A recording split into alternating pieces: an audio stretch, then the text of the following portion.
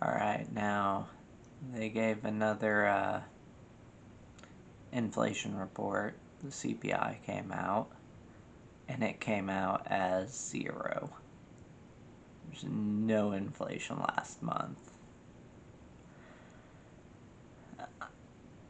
It's interesting to not expect that, but there's some bad news along with that too. A lot of the reason for the no inflation is from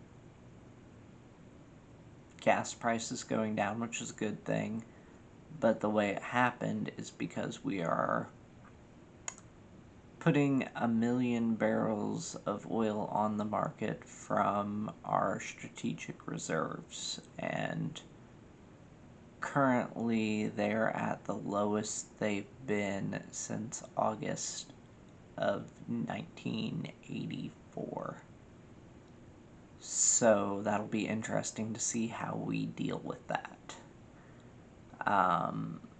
It's going to continue until October, in which case it'll be at something like 390 or 60, something like that, million barrels of oil left in reserves, which, I don't know, kind of seems like a lot, but not really.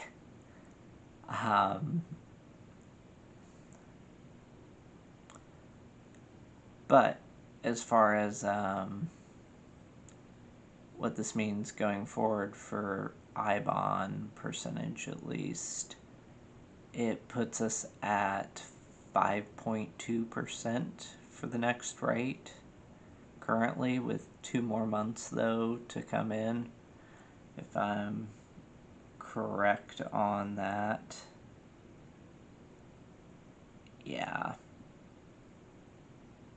we're at 2.6 on the CPI, and then you double that to get the percentage, so 5.2 with 2 months to go, which they can be negative, so that would be really interesting if we went through deflation, but I don't know, I'm kind of doubting that.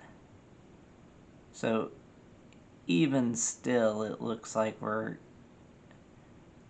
gonna probably get a 7+% return on those. But I'm more concerned about how this oil is going to go if this war in Ukraine just lasts another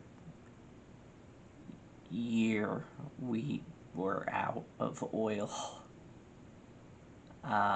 to dump onto the market to lower it, or we have to lift sanctions, or something will happen. And we're not just going to run down our strategic reserves that low, because I would imagine we would need to hold some back for military purposes and like rationing purposes if we go through something like they did in the 70s.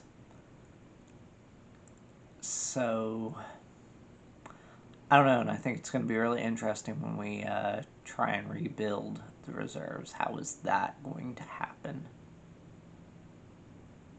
How are we going to build back the, 100 million or so barrels of oil? I don't know. There's a lot of things that could happen. Could be a signal that we're just going to transition to electric cars even heavier somehow, like quicker than what people think. And maybe that's going to happen within the year or two, but I'm very, very skeptical that that could happen.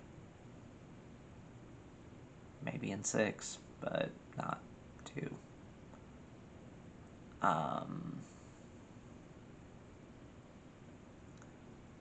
But yeah, I see it going to still be a 7+% investment unless the Fed raises interest rates a lot more and just really, really fights inflation hard. And they might. But the stock market's taking a beating, and they don't really want that to happen either. Because then probably what's going to happen is unemployment's going to go up, and that's their other key thing to balance.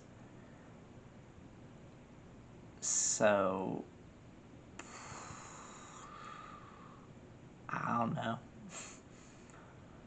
But that's what we got so far, so maybe we're having a soft landing.